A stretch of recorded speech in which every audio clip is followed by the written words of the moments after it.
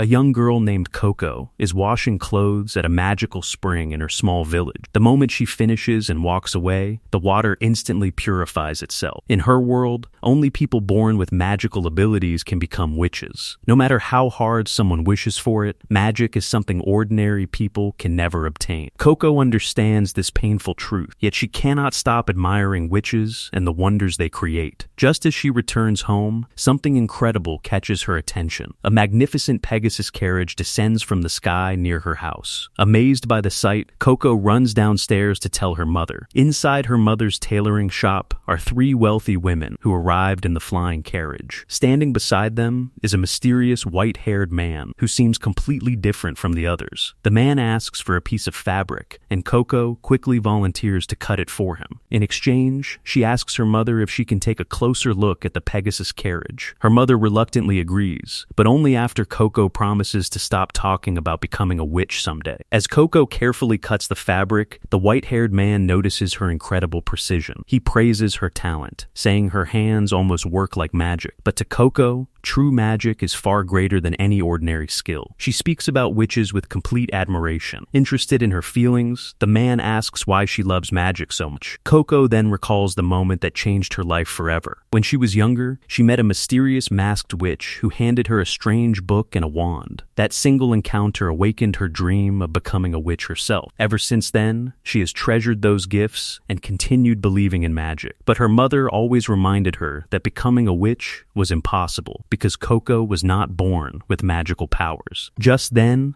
a loud crash echoes from outside. 2 boys from the village have accidentally damaged the Pegasus carriage. The wealthy women panic at the sight of the broken vehicle, but before anger can spread, the white-haired man calmly steps forward. The man reveals himself to be a witch named Kifri. Without hesitation, Kifri offers to repair the carriage. However, after placing his hat on his head, he explains that witches cannot openly perform magic where others can see them. Coco immediately suggests using the workshop downstairs, eager to help him. Since ordinary people are forbidden from witnessing magic being cast, Kifri asks Coco to stand guard at the door while he works. She obeys, but curiosity slowly begins taking over her thoughts. When the same boys from earlier try sneaking inside to spy on him, Coco stops them, yet even she struggles to resist the temptation. Unable to control her curiosity any longer, Coco quietly peeks downstairs. Instead of waving a wand or using mysterious powers, Kifri is carefully drawing symbols onto the carriage itself. In that moment, Coco realizes that witches create magic through drawings and symbols rather than simple gestures. That discovery stays in her mind long after night falls. Back in her room, Coco examines the wand she received years ago. To her surprise, it opens like a pen. Using the special ink hidden inside, she copies the symbols from the magical book onto pieces of paper. The moment she completes the drawing, tiny sparks burst from the page like small fireworks. Coco keeps drawing symbol after symbol throughout the night. Sheets of paper soon cover her entire room, but then she finishes drawing a far more complicated symbol than the others. Before Coco can understand, dangerous ice-like structures begin spreading uncontrollably throughout the house. At that exact moment, Kifri arrives and pulls Coco out of the house to save her. Hearing the commotion, her mother rushes outside to look for Coco, and before anyone can stop it, the spreading ice reaches her and completely freezes her body solid. Coco can do nothing but watch in horror. The terrifying sight leaves Coco devastated. Kifri quickly realizes that the spell Coco activated was forbidden magic. He explains that the truth Coco discovered can never be allowed to spread. Witches are not simply born with magic. With the proper pen and special ink, anyone can use it. Because of this dangerous secret, Kifri says he must erase her memory. Desperate and heartbroken, Coco begs him not to do it. She insists that if she forgets everything, no one will be able to save her mother. She promises that she understands the magical book and can help him somehow. As Kifri listens to her, he realizes Coco may also be connected to a mysterious group he has been searching for. Seeing that, Kifri finally changes his decision. Instead of erasing her memories, he agrees to let Coco keep them. More importantly, he decides to personally teach her how to become a witch. Later, Coco arrives at Kifri's house, where she will now live and learn magic under him. Kifri shows her a magical tool filled with water before leaving the room. However, Coco does not know how to use it. After what happened before, she has become afraid of touching magical items she does not understand. Soon, a pink-haired girl named Tetia appears and teaches Coco how to use the tool properly. Tetia is very friendly and becomes extremely happy when Coco thanks her for helping. Later, another student named Riche arrives carrying pens and ink. Seeing those items immediately reminds Coco of magic and spellcasting. Coco learns that Tetia and Riche are also Kifri's students, although they do not know much about her yet. That changes when Coco mentions that she cast her first spell only one day earlier. Both girls recognize her as the child many witches have been talking about. News about the girl who used forbidden magic has already spread. Kifri soon returns and asks the girls to go upstairs while he speaks with Coco alone. He then begins explaining the history and rules of magic to her. Long ago, everyone was able to use magic freely. However, many people began using magic for evil purposes and created dangerous spells. Because of that, some people gathered together as witches and erased the memories of ordinary people. From then on, magic became a secret only witches could pass down to their apprentices. Strict rules were also created to stop dangerous spells from being used again. Those dangerous spells became known as forbidden magic. Kifri explains that any spell used directly on people is forbidden. Witches are only allowed to use magic on tools and objects instead. After explaining the rules, Kifri shows Coco many magical tools inside the house. Some of them can even be used for teleportation. He then introduces her to a magical window that can transport people to different places, including the Tower of Tomes. The Tower of Tomes is a place where copies of every magical book are stored in order to preserve magical knowledge. Kifri tells Coco that she may find information there that could help her mother. However, before she can enter the tower, she must first pass a test. After showing her around, Kifri takes Coco to her bedroom. There, she learns she will be sharing the room with another student named Agat. Once Coco is alone, Kifri speaks to someone through the magical device on his watch about Coco and her condition. Not long afterward, Agat arrives. Unlike Tetia, Agat treats Coco very harshly. She explains that she and the other students have studied and passed many tests since childhood. Because of that, she cannot accept someone from outside suddenly becoming a witch. Their argument is interrupted when Tetia arrives to announce that dinner is ready. Everyone gathers together to welcome Coco, except for Agat, who refuses to join them. The next day, Kifri officially begins teaching Coco about magic. He explains sigils, symbols, and the different types of magic. Different drawings and elements create different magical effects, and even small changes in a drawing can affect how a spell works. Coco then tries drawing a sigil herself. However, one side of the symbol becomes slightly longer than the other. Because of that imbalance, the spell's power becomes uneven. When Coco activates the spell, water suddenly shoots strongly in one direction. Unfortunately, the water hits Agat and completely soaks her. Coco immediately worries about her mistake, but Agat calmly explains what went wrong with the sigil. She points out that the uneven symbol caused the spell to become unbalanced. Seeing this, Kifri feels relieved because he believes he can leave the two girls alone without too much trouble. He tells them that he must attend a meeting and will be away for 2 or 3 days. During that time, Agat will help Coco continue studying. However, immediately after Kifri leaves, Agat tells Coco that if she wants to stay there and become a witch, she must first prove herself worthy. Agat then declares that she will personally test Coco herself.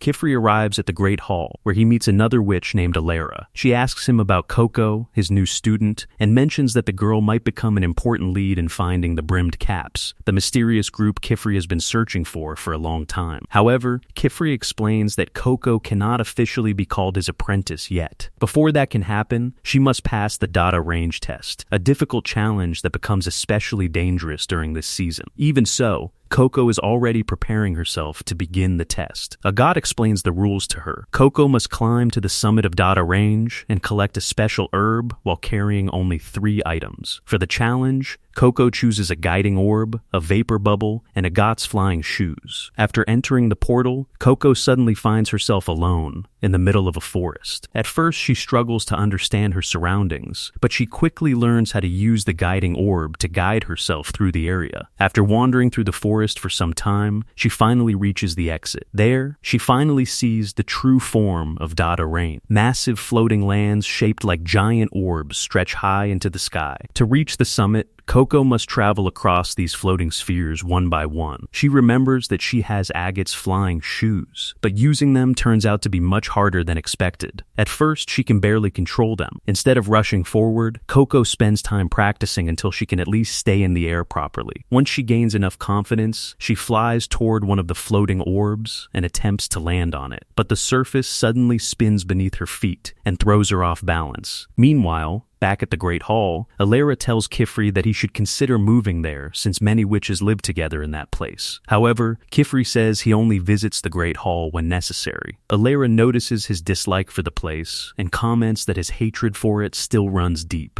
Back at the Atelier, Tetia worries about Coco taking such a dangerous test. Agate, however, shows no concern at all. She believes that if Coco cannot pass the test, then she does not deserve to become an apprentice. Agate admits that she dislikes people who cannot do the things she can, especially outsiders like Coco, who suddenly entered the world of magic. Agate confidently says that Coco will fail and return soon. At that moment, things are indeed going badly for Coco. The muddy water ruins her ink, making it unusable, and she still cannot properly control the flying shoes. Exhausted and discouraged, Coco drifts along a river on a small boat. She begins thinking about how different she is from the other girls. Unlike them, she did not grow up learning about magic from childhood. Compared to them, she feels completely inferior. As she starts losing hope, Coco suddenly remembers the time she spent learning sewing from her mother. Day after day, she practiced those skills until she became good enough for even Kifri to praise her talent. That memory changes her thinking. Instead of trying to copy others, Coco decides to use the skills she already understands best. She gathers stones and pieces of cloth, shaping them into tools similar to the sewing equipment she used at home. Using the cloth, Coco creates a sail for her boat and carefully draws flying symbols onto it. However, instead of drawing the symbols in the usual way, she changes their direction so the force pushes upward instead. When she activates the spell, the boat immediately breaks apart, but the result works in her favor. The sail rises into the air and transforms into a glider, allowing Coco to fly through the skies much more smoothly than before. Using her new creation, Coco continues traveling upward until she finally reaches the area where the herbs grow. At first, collecting the herb proves difficult. During one attempt, she even crashes into one of the floating orbs by accident. Still, Coco refuses to give up. The memories of her mother and everything she learned from her continue pushing her forward. Gathering her courage one last time, Coco makes another attempt. This time, she successfully grabs the herb and completes the test. Back at the Atelier, Kifri anxiously waits for her return. When he finally activates the portal, he sees Coco coming back safely with the herb in her hands. With that achievement, Coco officially becomes his apprentice. Everyone happily celebrates her success. Tetia and the others are overjoyed to see her return safely. However, Agate becomes furious after realizing Coco actually passed the test. Unable to accept it, she quietly leaves and shuts herself away in her room. Kifri then embraces Coco and tells her that she never truly needed to prove herself in order to become his apprentice. Afterward, he gives her a proper witch outfit along with a pointed hat of her own. Seeing herself finally dressed like a real witch fills Coco with overwhelming happiness. For the first time, her dream finally feels real. But while everyone celebrates, danger is already beginning to move in the shadows. Far away at Dada Rain, the mysterious witch who once gave Coco the magical book stands watching from one of the floating orbs. Looking toward the sky, the witch quietly says that the seed has finally sprouted. Kifri begins teaching Coco about the 4 most important sigils in magic. Although there are many kinds of sigils, flame, levitation, water, and earth are considered the foundation of magic and are treated differently from the rest. Coco starts practicing them one by one. Since she wants to return Agate's flying shoes, she focuses first on levitation magic. However, no matter how hard she tries, she keeps making mistakes while drawing the sigils correctly. After watching her struggle, Kifri and Tetia suggest visiting a magic stationer's shop. The place is essentially an art supply store for witches, where magical tools and materials are sold. They believe Coco might find a wand that suits her better there. Soon, everyone from the Atelier travels to Calm, the closest city for witches. When they arrive, Coco is amazed by what she sees. The city is filled with witches, magical tools, and all kinds of supplies she has never seen before. Agate, however, quickly separates herself from the group. She says she has no obligation to babysit Coco and decides to visit other stores by herself instead. Meanwhile, the others arrive at a magical supply shop called the Starry Sword, where Coco meets the owner, Noa. Inside the store, Coco notices a large silverwood tree growing at the center of the building. At first, she simply finds it beautiful, but she soon learns that the tree is extremely important. The magical ink used by witches is extracted from the silverwood tree, making it essential not only to the shop but to witches everywhere. Noa collects some of the liquid from the tree, places it into a flask, and gives it to Coco. Just as Coco is about to choose a wand to test the ink, she suddenly notices the masked witch outside the window. Without thinking, she immediately rushes outside and begins chasing after the mysterious figure. Tedia and the others quickly run after her. During the chase, they encounter Agot again, and Tedia forcefully drags her along with them. After some time, Agot finally catches up to Coco and stops her. However, by then, they realize something is very wrong. The place around them looks completely unfamiliar. The architecture is different from anything they saw in Kaln, making it clear that they are no longer in the city. But their problems become even worse moments later. A dragon suddenly appears nearby, ready to attack the girls. Unknown to them, the masked witch is also watching from nearby and believes Coco to be important. Back in Kaln, Tarta, Noa's grandson, informs Kifri about the suspicious person the girls followed. As soon as Kifri hears the description, he realizes the masked figure belongs to the brimmed caps. Meanwhile,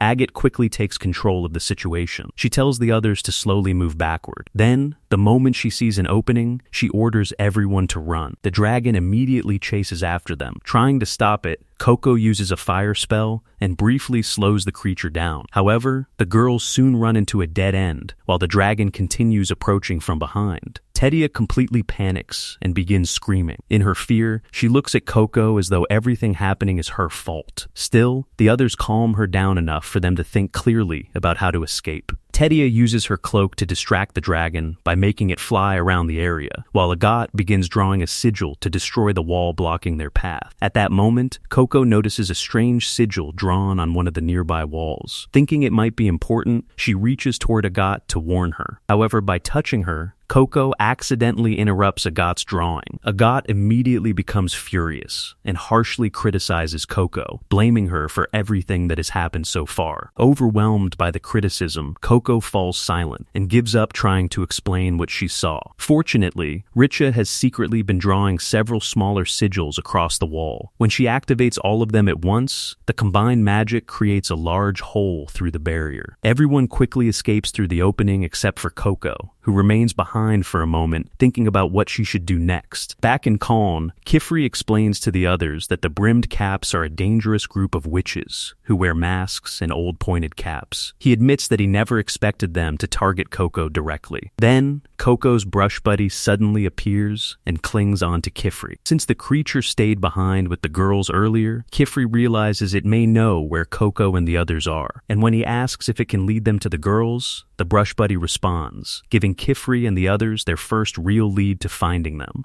And that is it for today. If you enjoyed this recap, please subscribe to the channel, hit the like button, and feel free to write whatever you want in the comments section. Thank you for watching.